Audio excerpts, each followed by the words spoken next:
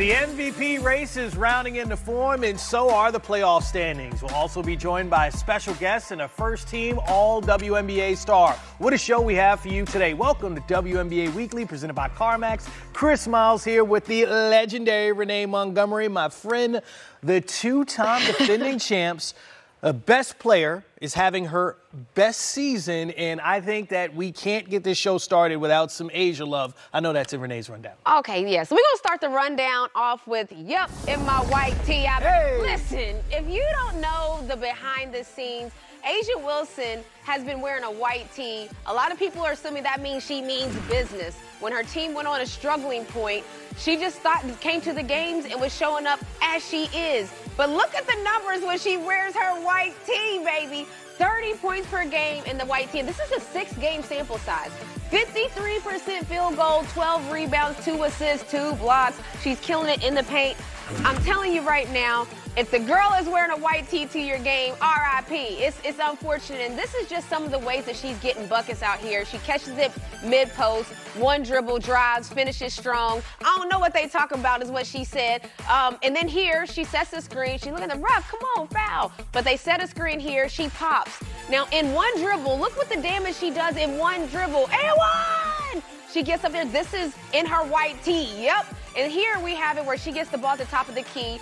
Clark sets an end screen. Now they have to switch. DT switched on her. It's tough, DT. I'm sorry, baby. It's hard to guard her right there in the post. Like I said, if you see her in her white tee coming down for the tunnel walk, be afraid. Be very afraid. And if you didn't think that this year was special, look at her previous years.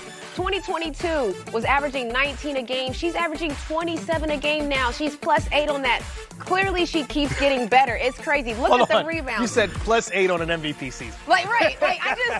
What are we talking about? And Three's company, too. Listen, there's very few people that have won 3 MVP awards. You're looking at all of them in the history of the WNBA. Lauren Jackson right here, man. This is a unicorn before we called them unicorns. A player that could post up, that could shoot the 3 at a high clip. That's her. And then if you ain't know, you better ask somebody. That's Lisa Leslie right there. The iconic dunk. We know her season. She had 3 of them. And then some people may need to get familiar with Cheryl Swoops a little bit better. She's one of the 3 people that have won 3 MVPs. She's a cold-blooded killer on the court. I'm talking about defense, offense, all of the above. So that's what's going on in the MVP standings. But in topic 2, we have the league standings. And it's tight. So as you can see, 7 of the 8 playoff spots are now spoken for. Only 1 spot remains. And it's a dogfight.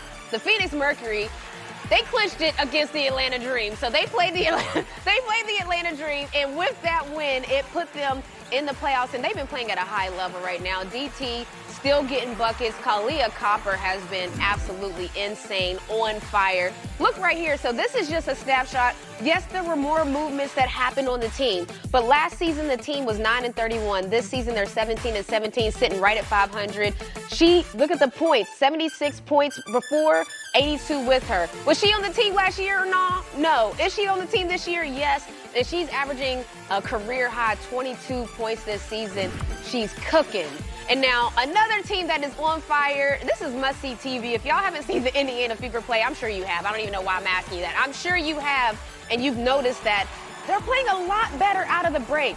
That's a whole team effort right there, playing better. Their 18-16 record this season. There's N6 came all the way back. They started out 1-8, I believe, and then hit the burners. Here's why they're cooking right now. This is stats since the Olympic break, like I mentioned. They're first in wins, meaning they're the hottest team since the break. They're the second team in scoring points since the break. 3-point percentage, they're second. Field goal, third. Opponent field goal, this is where it gets different. They weren't playing a lot of defense in the first half of the season. They're now third in opponent field goal. You can just see that this team is gearing up, trying to make a playoff push. And here's the offense, and I'm talking about must-see TV. This pass was fired from Caitlin to Kelsey, but then Kelsey, why did you have to do it to him with the behind the back to Nalissa? Then here you got Kelsey Mitchell, who I'm having a career year. She's a hard person to guard, but you gotta have somebody guard her. Miscommunication on defense by Dallas, that's a bucket for Kelsey. And here again, ooh, sorry, Steph, ooh. pull back, step, oh, she wanted to push off, slack them. That's what she does. Kelsey is cooking. And then it's not just Kelsey. You got Caitlin Clark that is playing at an extremely absurdly high level. She gets the steal here. You think she's going for the layup. No, it's Caitlin. What she does best is drop dimes. Drops it to her teammates. They're having fun playing together. This is a dynamic duo that you're looking at. Since the Olympic break, they're almost averaging 50 points together. Caitlin's averaging 24. Kelsey's averaging 25. And look at the field goal percentage. 51, 47. Three-pointers made, 4-3. This is just a dynamic duo. And speaking of three-pointers, Kelsey Mitchell, I mean, I watched her courtside roast our team multiple times. I told her, Kelsey, calm down. What are you doing? And she said, I'm doing what you taught me. No, baby, don't scorch us like that. But this is what they're doing. They're passing the ball. They're getting each other. Hold on, Renee. Look at this. Look at you on this list. Now, here's a question for you. You gonna come out of retirement and make 5 threes to get back in that top 15? We know you got it in you. Listen, all of these records are over. Anybody that you see 15 and below, it's over for us. This is a new style of game. You can shoot 10 threes a game now, and that's normal. So anybody on the record books before, don't worry. We just have to watch people pass us. I saluted Kelsey as she went on by me, and I'm going to salute everybody else that keeps going. What a time, man. And for those that haven't been to a Dream game, you miss it because she does it for the people. Now, anytime we can show you an all-time list with you on it, it's something special for this show. Your Atlanta Dream still fighting for playoff position. They're right in the hunt. The Wings, same thing. Now, we got 4 teams fighting for that final playoff spot as we see right here. But I want to focus on the Dream and the Wings because these are 2 teams that have gotten healthy at the right time. Who do you think is going to get that 8th spot? If you had to guess right now and why they have the upper hand. I mean, it's tough because you talk about our dream team. So we're 11 and 22, and the Chicago Sky are 11 and 22. We all have about 7 to 8 games left. Really, anything could happen in this type of scenario. That's why the Dallas Wings are looking at us. They're 2 games behind both of us. Both teams, like you talked about, everybody's starting to get healthy. Chicago, not so much. They're missing Kennedy Carter. But when you look at Dallas and how healthy they are and what they look like, Natasha Howard, Arike's been cooking all season, but now they have Satou Sabally back. They have their full complement of their starting lineup. This is a team you don't want to match up with now because they're a dangerous team. They did make the playoffs last year. So Satou is one of those people. Back. Look at the numbers on your screen right now since Satou Sabally has been back in the lineup after missing the first part of the season with a shoulder injury. She's put up numbers never seen before, but she has been heard on this show. You'll hear her right now. Satou Sabally gave the play today. Satou Sabally. Nothing you can do about that. We actually call her a unicorn. She's just too magical to be true. This is what she can do. The unicorn can push it. Satou said, hold on a second. Hold on a second. It ain't over, y'all. I think she's back. I think she's back. Satou, first and foremost, great to see you healthy and back on the court. How good did that feel to be able to compete for the German national team? It was truly a dream come true, and honestly, since the injury happened at the qualifiers and we knew we were going to Olympics, I had simply no time to dwell on this injury. It kind of helped me just staying on track and really giving my all every single week throughout the rehab process. And then once I stood on the floor, you know, once we sang our national anthem, I'm like, okay, I'm really at the Olympics. I'm here, and it was truly amazing.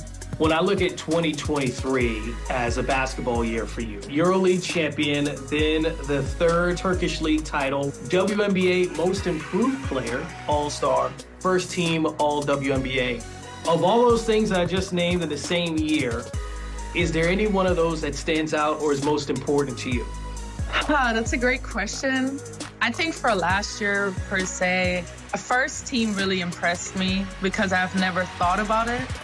And I always want to be one of the best, even receiving some MVP votes. I felt honored because I just felt like, okay, I've put in so much to the game, and these accolades, they don't define you, but it is nice to be seen. Me as a European player and growing up in Berlin and, you know, having EuroLeague all around with us and getting the first EuroLeague title for Fenerbahce in history with other great players being there before was that was honestly the biggest accomplishment for last year, just because that was a big goal of mine and I've reached it. And I think in the WNBA, we're just not quite done yet. I see that you've joined the Unrivaled Basketball League. What went into that decision, and why do you think for women's basketball as a whole that the Unrivaled Basketball League is so important? I wanted to stay in America, and then Unrivaled presented itself, and the fee we spoke to me, and I was honestly impressed by the first second. Like, who doesn't want to play 3-on-3 on a court? It's going to be fun, even with one-on-one matchups. It's a great step forward to show, hey, American players or even international players can stay in America, can stay with their families, or, have their family just close by and actually, make a high living of it. I think it's just a great move for women's basketball, great move for the fans. I think they're going to have a lot of fun just watching, and I don't want to sit out a whole off season. I love playing basketball, and I think it's just a great opportunity. Yeah, certainly when Dallas and the Liberty are on the court against each other, it's sisters for you. A WNBA game at the professional level, playing against your sister. Take me through that moment when it was like, oh, you're going to score, I'm going to score right back at you. Yara.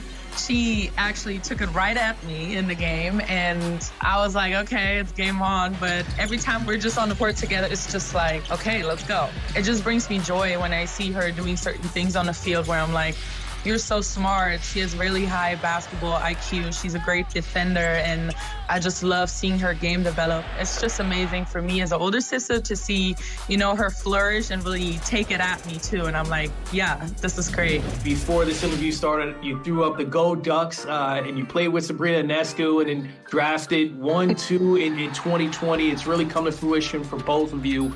Is there like a healthy rivalry at this point in your careers? Rivalry always gets blown out of proportion, but I would say probably, yeah. I mean, we're both competitors, and I know she's not going to hand it to me, and I'm not going to hand it to her. This is why we respect each other, and this is why we became such good and close friends, too, in college. I love her. She loves me.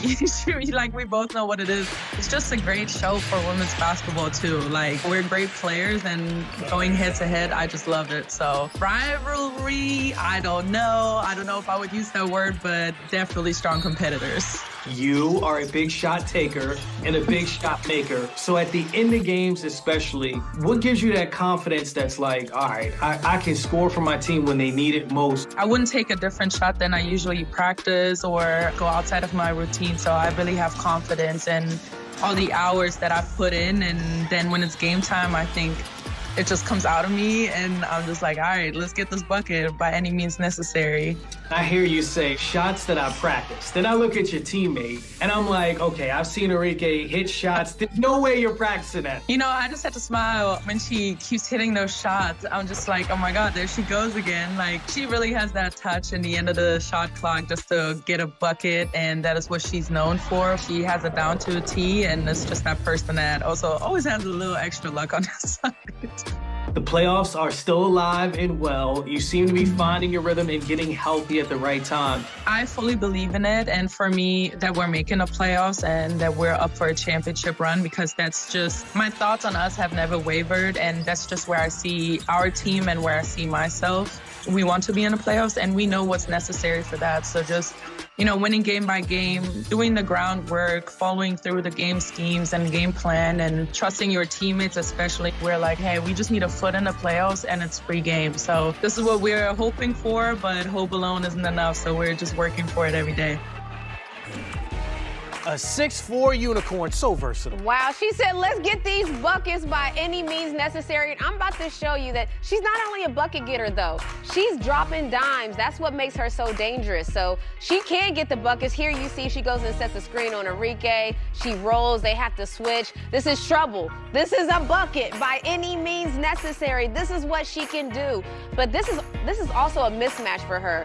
So she sets the screen. When she's the screener, if you hedge a little bit, slack 'em that's what she's going to do to you. She's one of those versatile players. We present Renee's MVP ladder. Direct all complaints to @ReneeMontgomery on social media platforms. Now, Renee, I love your ladder, right? Because A'ja Wilson's your odds-on favorite to win MVP, but Caitlin Clark, your odds-on favorite to win Rookie of the Year, cracking your top 5. Yeah, I think that this ladder, so always when you're selecting the Of the Year awards, I like to have some basis on how well is your team doing, and then in conjunction with that, how well are you playing? Well, I think if you look at how Caitlin Clark is playing, her team is now in 6th place. They're trending up.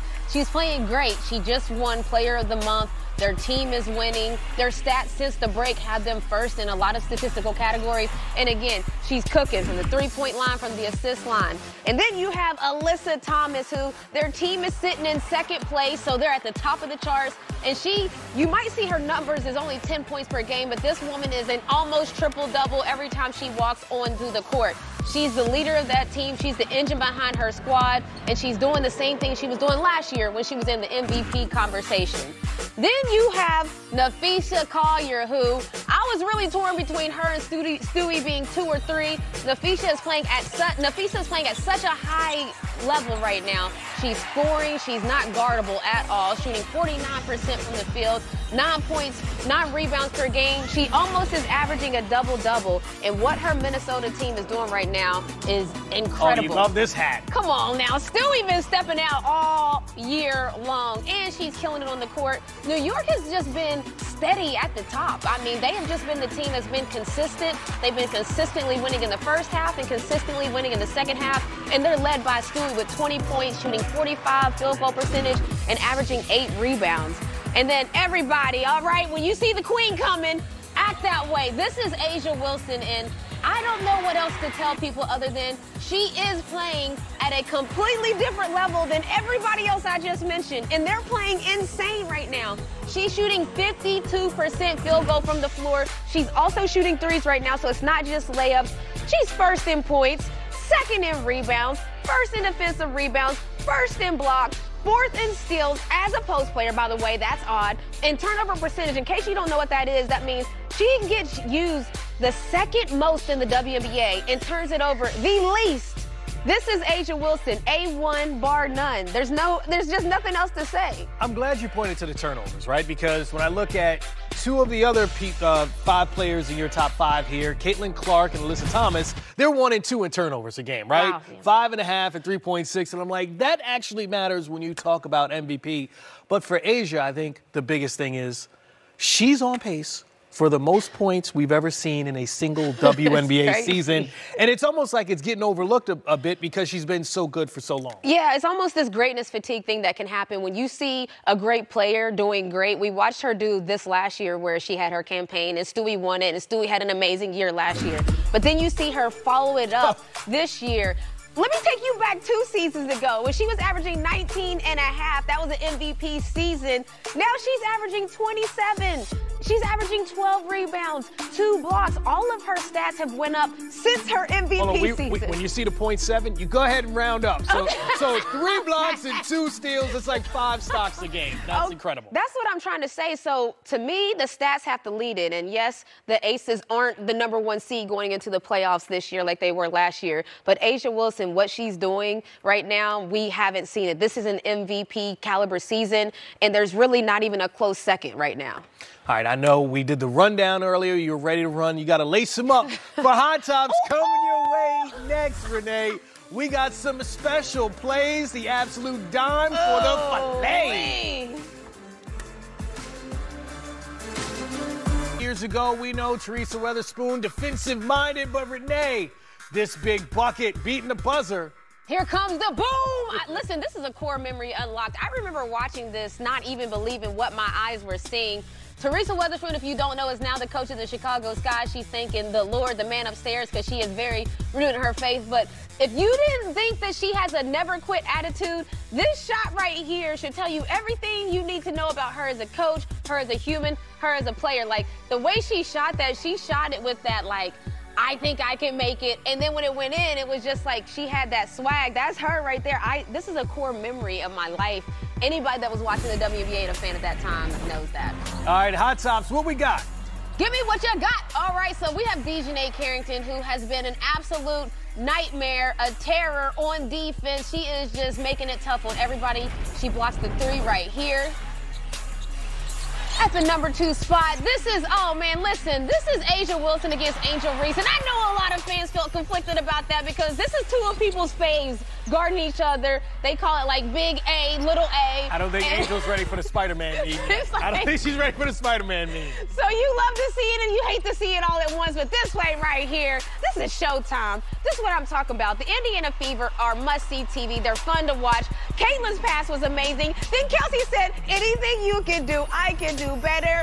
Bow. And Melissa Smith is like, all right, cool, I'll finish it up. I'll just clean it up for y'all. Yeah, I mean, shout out again to Kelsey Mitchell because we are showing so much love to Caitlin Clark, and rightfully so in what she's doing. That, to your point, Kelsey's been getting overlooked in what she's doing in clutch situations. Kelsey, they could have done a co-player of the month with Kelsey and Caitlin right now. Indiana Fever is the real winner out here. They got coach of the month, player of the month, and they could have had 2 players of the month. Crazy month for Indiana. That's right, and we got to give some love to Fee for being named the player of the month as well. Oh, absolutely, yes. Yeah. So MVP, she's doing her campaign. Again, it's like crazy because a lot of people thought Asia was having an insane month too. This is the WNBA. That's why it's so crazy right now. The talent level is here. First team Fee and maybe MVP Fee. I love it, Renee. The bars on WNBA Weekly. That's Renee Montgomery. I'm Chris Miles. Thank you. NBA 2K25 player ratings reveal surprising rankings for Warriors roster. The Golden State Warriors hierarchy has been a hot topic this offseason, with veterans Stephen Curry and Draymond Green leading a balanced roster that leaves many questions unanswered. Who will emerge as the Warriors' second scoring option? Who's the third best player on the team? What does the starting lineup and rotation look like? These are all looming questions as we approach training camp and preseason next month. Off-season edition Buddy Hield ranked 4th best player on Warriors roster in NBA 2K25 ratings. In the initial NBA 2K25 player ratings released Wednesday, Jonathan Kuminga was ranked as the Warriors' 3rd best player, following Curry and Green. However, the biggest surprise came with Buddy Hield being ranked 4th, tied with Brandon Podziemski with an overall rating of 79. While 2K seems to believe Hield could be a key player in Golden State's lineup, the reality is far less certain. He may not even crack the top 7 in Steve Kerr's rotation when the season opens against the Portland Trail Blazers on October 23. At 31, Hield could still compete for a starting role depending on his preseason performance, but the defensive liabilities of a backcourt pairing with Curry make Podziemski or DeAnthony Melton more likely candidates for heavy minutes. If Hield does end up being the Warriors' 4th best player next season, it likely signals trouble for the team. In fact, it would mean the Warriors are facing significant struggles in their quest to return to playoff contention. Hield, after all, logged fewer than 30 total minutes, including 2 DNPs, across the first 5 games of the Philadelphia 76ers' first-round series against the New York Knicks last season. While he did have a breakout 20-point performance in Game 6, where he hit 6 of 9 three-point attempts, that performance was an anomaly, not the norm. If Hield is among the team's top players, it could indicate that Podziemski hasn't made the leap many hoped for, or worse, that Andrew Wiggins hasn't had the bounce-back season the Warriors desperately need. If Wiggins underperforms, it could lead to a trade by the February deadline. Is Hield truly one of the Warriors' top 5 players? Most would argue no, but NBA 2K seems to think otherwise. This surprising ranking raises more questions about the roster and its ability to compete in a loaded Western Conference next season.